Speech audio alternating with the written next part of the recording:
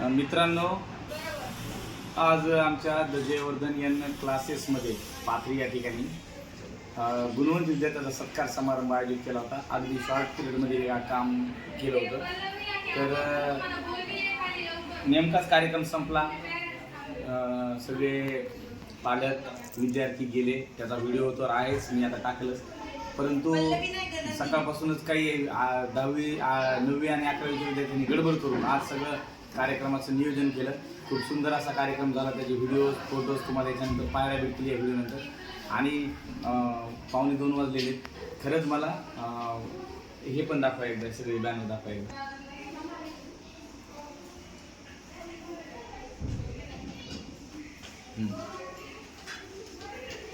आणि मला इतका आनंद आहे। ए चालत तरी कनेक्ट राहा, त्या ग्रुप मधलं पाहत जा। आता ग्रुप तर बदलावं लागेल, ग्रुपचं नाव आहे का नाही। आणि कनेक्ट राहा, जा। हां, बाय बाळा। गेले का सगळे? या सर। हां, तर खूप आनंद झाला की पालक काय माहिती आहे सर। तर खूप आनंद झाला मला की त्या सगळ्या विद्यार्थ्यांचा, गुणवंत विद्यार्थ्याचा, ज्यांनी चांगले मार्क्स घेतले त्यांचा सत्कार करायला आम्हाला संधी मिळाली। पालकांचे मनोगत सुद्धा झालं, पालकांनाही संधी मिळाली आम्हाला सत्कार करायला पालकांचाही। आणि खूप छान वाटलं।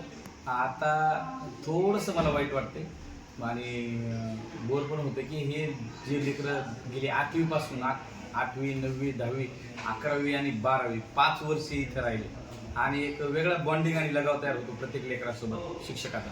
आणि ते लेकरं आता गेले, ते एवढे पेड्यांचे बॉक्स ठेवून दिलेत, सगळे पेड्यांचे बॉक्स इथे ठेवलेत। अगदी पाया पडण्यासाठी सुद्धा ते फार आग्रह करत होते, मी पाया पडू देत नाही। परंतु सांगायचं म्हणजे आपण एक शिक्षक हा एक शेतकऱ्यासारखा असतो, जे की मातीमध्ये काहीतरी बीज टाकतो आणि चांगलं पीक यावं, मोठं पीक यावं यासाठी फार मोठी मशागत करत असतो, जोमानं पीक यावं यासाठी।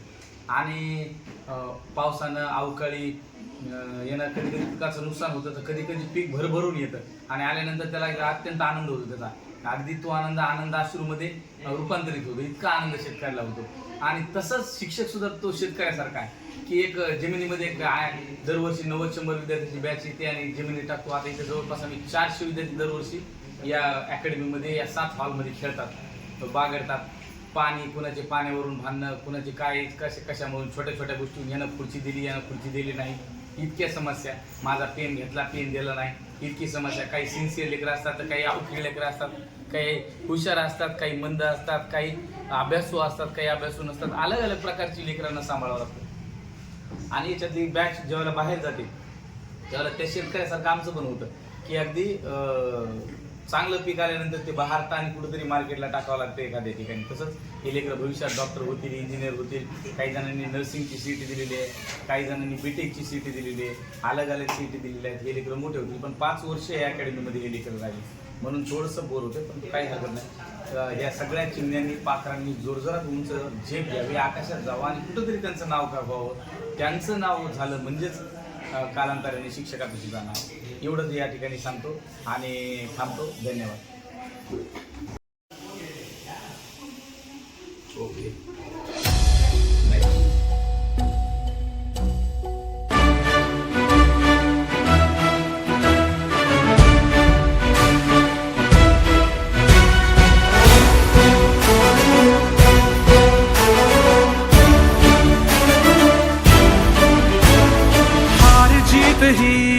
पंडावरे जिद्द राहू दे मनी, झुंजायची पुन्हा अडवतील ही लाखवादळे। सिद्ध होनी तुला उजळायचे पुन्हा, हो रे विधाता, नवा जन्म घे विजेता।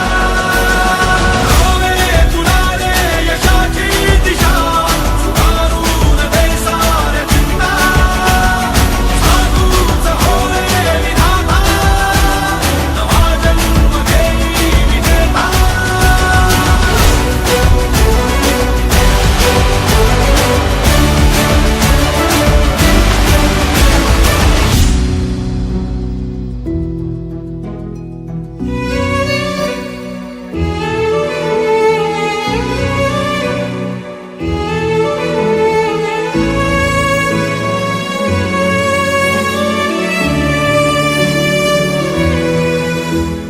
चमचमता ध्रुव तारा तू क्षितिजावरी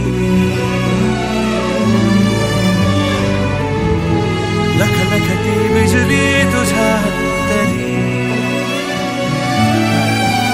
मंत्र आहे हाच एकला थांबला जो इथे संपला श्वास व्हावा, श्वास आता, वशाली सहातात घेता, तुझा तूच हो रे विधाता, नवा जन्म घेई विजेता. आले तुला रे यशाची दिशा, सुधारून दे साऱ्या चिंता, तुझा तूच हो रे विधाता, नवा जन्म घेई विजेता.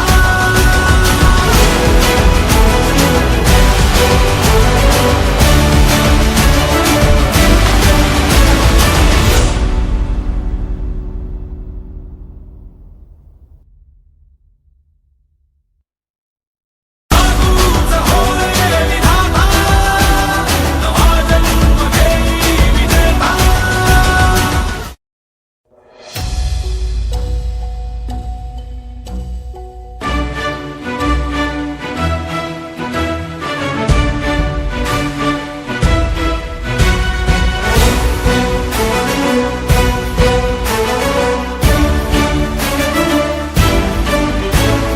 हार जीत ही लपंडावरे जिद्द राहू दे मनी झुंजायची पुन्हा अडवतील ही लाख वादळे सिद्ध होनी तुला उजळायचे पुन्हा तूच हो रे विधाता, नवा जन्म घेई विजेता. नवे तुला रे यशाची दिशा, सुधारून दे साऱ्या चिंता, तूच हो रे विधाता, नवा जन्म घेई विजेता.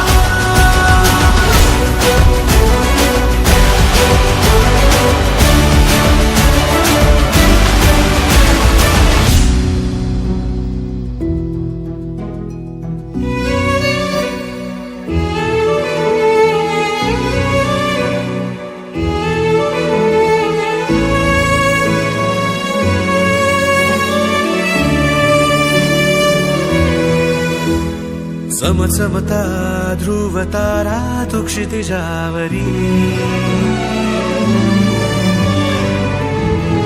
लखलखती बिजली तुझ्या